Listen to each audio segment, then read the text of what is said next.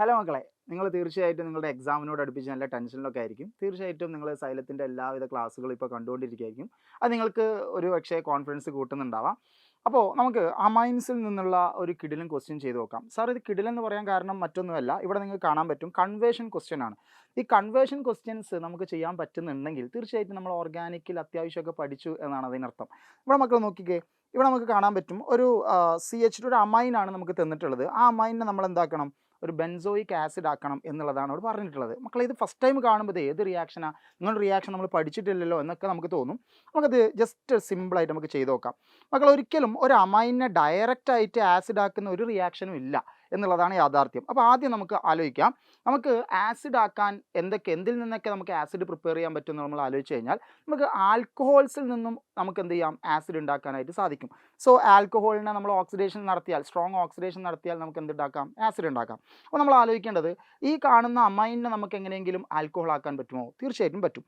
അതായത് ഈ കാണുന്ന നമ്മളുടെ അമൈനെ നമ്മൾ എന്ത് ചെയ്യുന്നടാ, നമ്മൾ NaNO2+HCl, അതായത് നൈട്രസ് ആസിഡുമായിട്ട് ട്രീറ്റ് ചെയ്യുന്നു. ഓക്കെ, ആ സമയത്ത് നിങ്ങൾക്കറിയാം എന്തായിരിക്കും, തീർച്ചയായിട്ടും ഇതൊരു അലിഫാറ്റിക് അമൈനാണ്. അലിഫാറ്റിക് അമൈൻ ഡയറക്റ്റ് ആയിട്ട് അതിൻ്റെ ആൽക്കഹോളിലേക്കാണ് പോവുക. അപ്പോൾ നോക്കിയ മക്കളെ, ഇവിടെ നമുക്ക് കിട്ടുന്നത് ഈ CH2NH2 എന്നുള്ളത് CH2OH എന്നായി മാറും. ഓക്കെ, ഇതൊരു പ്രൈമറി ആൽക്കഹോളാണ്. സിമ്പിളായിട്ട് നമുക്ക് പഠിക്കാം. എന്താ, ഒരു പ്രൈമറി ആൽക്കഹോളിനെ നമ്മൾ സ്ട്രോങ് ഓക്സിഡേഷൻ നടത്തി കഴിഞ്ഞാൽ തീർച്ചയായിട്ടും അതെന്തായി മാറും, ബെൻസോയിക് ആസിഡായിട്ട് മാറും. ഓക്കെ, ബെൻസോയിക് ആസിഡായിട്ട് മാറും. അപ്പോൾ ഇങ്ങനെ ചിന്തിച്ച് ചെയ്യുമ്പോഴേ ഇങ്ങനെയുള്ള ക്വസ്റ്റ്യൻസ് നമ്മൾ ആൻസർ ചെയ്യാനായിട്ട് സാധിക്കുകയുള്ളൂ. അടുത്ത് നോക്കിക്കാൻ നേരെ തിരിച്ചാണ് പറയുന്നത്, ബെൻസോയിക് ആസിഡിനെ നമ്മൾ എന്താക്കണം, നമ്മളുടെ അനിലിനാക്കി മാറ്റണം. അതായത് ഇവിടെയുള്ള COH ഗ്രൂപ്പിനെ നമ്മൾ NH2 ആക്കി മാറ്റണം. സോ അതിന് വേണ്ടിയിട്ട് നമുക്ക് എന്ത് ചെയ്യാൻ പറ്റും, സാർ ജസ്റ്റ് ഒന്ന് പറയാം, നിങ്ങളൊന്ന് ചെയ്ത് നോക്കുക.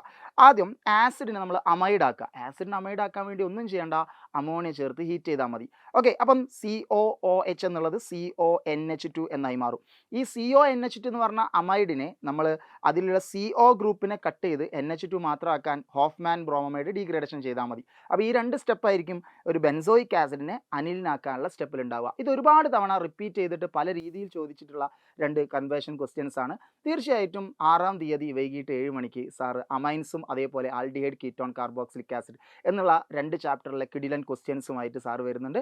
മക്കളെ, ആ 7 മണിക്കുള്ള ലൈവ് കാണുമ്പോൾ ഇങ്ങനെയുള്ള ക്വസ്റ്റ്യൻസ് ഒക്കെ എങ്ങനെയാണ് ചെയ്യുക എന്നുള്ളതൊക്കെ സാർ കൃത്യമായിട്ട് പറഞ്ഞുതരും. അപ്പോൾ മക്കളെല്ലാവരും എല്ലാ ഫ്രണ്ട്സിനെയും കൂട്ടി പോര്. അപ്പോൾ നമുക്ക് ലൈവ് കാണാം.